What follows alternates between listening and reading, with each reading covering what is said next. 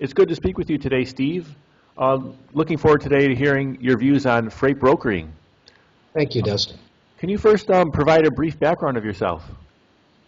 Sure. I have been in the freight brokerage business for 40 plus years. I started when I was a young guy, prior to deregulation in the U.S., which took place in 1980.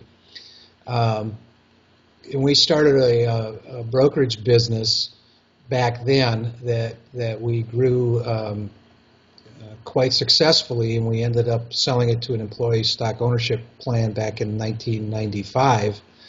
And the employees took over the business and built upon what we had started and did very well for themselves. Since then, I've been involved in a couple of different brokerage businesses, both as an owner and as an employee, and spent a brief period of time, about 3 years, in the publishing industry. So that's my background.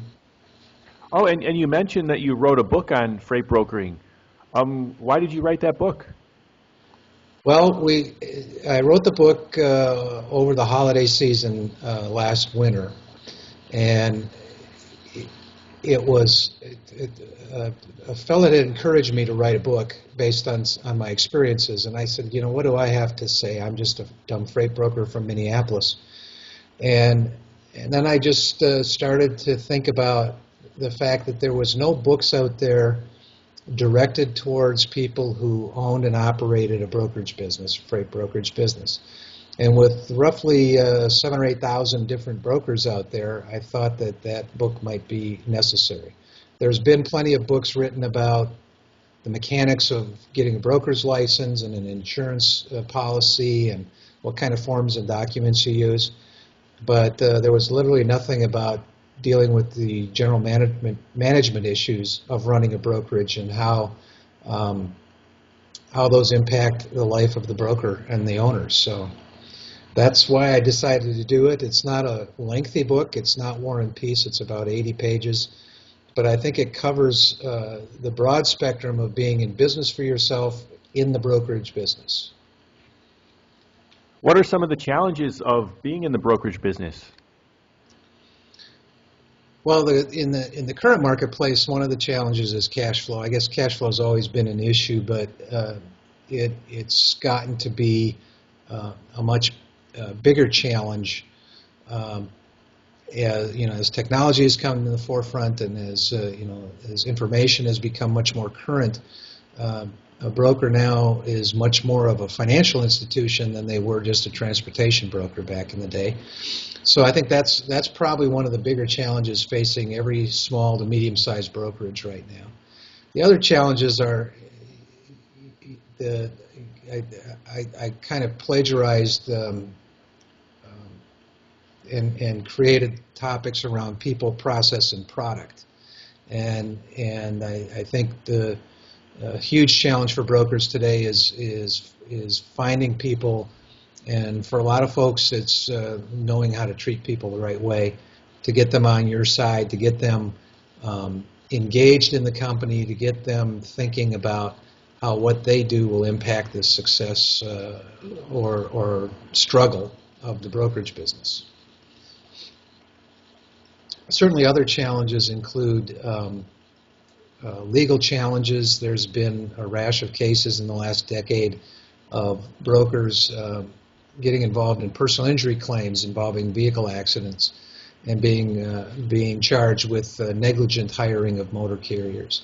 And that goes to the heart of the process. Carrier selection for a broker is extremely important, and it's not only for their business protection, but for the protection of their customers as well. So those are pretty much the tough stuff. Are there new opportunities in this business? Absolutely. I'm glad you asked that, because only recently have I found this out, but there's been about 2,000 new broker licenses issued from the FMCSA in the last 18 to 24 months. And depending on whose estimate you believe, there's somewhere between 6,000 and 8,000 active brokers out there right now. So that would indicate to me that there's a lot of people, entrepreneurial type people, who have decided to get into the brokerage business and provide a service for shippers. The the field is full of competitors, obviously, with that number of companies participating in the market. But the market is extraordinarily large, and there's plenty of opportunity out there for people to start and build a brokerage business. And do you have any recommendations on how to get started? Sure. I think that having a knowledge of the transportation industry is absolutely critical. There's a perception, I think, that brokering is a simple matter of you go to an electronic load board and you post up a load that you've got from some customer, and the phone will ring and you'll find a truck and you'll make it move. You'll cover it and you'll make your margin and everybody will be happy. One of the key roles that a broker serves is being an expert in transportation.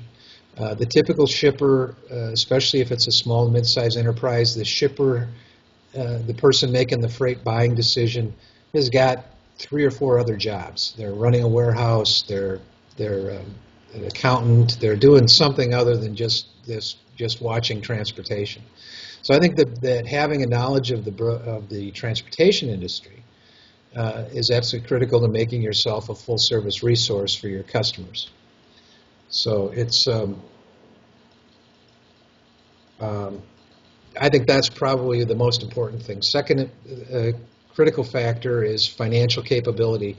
If in my day, when we first started in brokering, it was quite easy to start a brokerage with nothing, 0 capital. Today, it's in the mid-6 figures that somebody's going to need to get started, at least access to that kind of money. Primarily because you're paying the carriers much more quickly than we paid them back in 1980. And do you have any final recommendations for people in this business? Yes, my biggest recommendation is be proud to be a broker. We've gone through a period of time, we've been going through it for the last 4 decades, where the term broker, freight broker, has negative connotations. And I think it's an honorable business. It's a business that wouldn't exist if there wasn't a compelling need in the market for it to exist. So I urge all kinds of people who are in this industry to take pride in what you do, and by doing that, you're going to be a much better broker. And thanks for sharing today. Dustin, thank you very much, sir.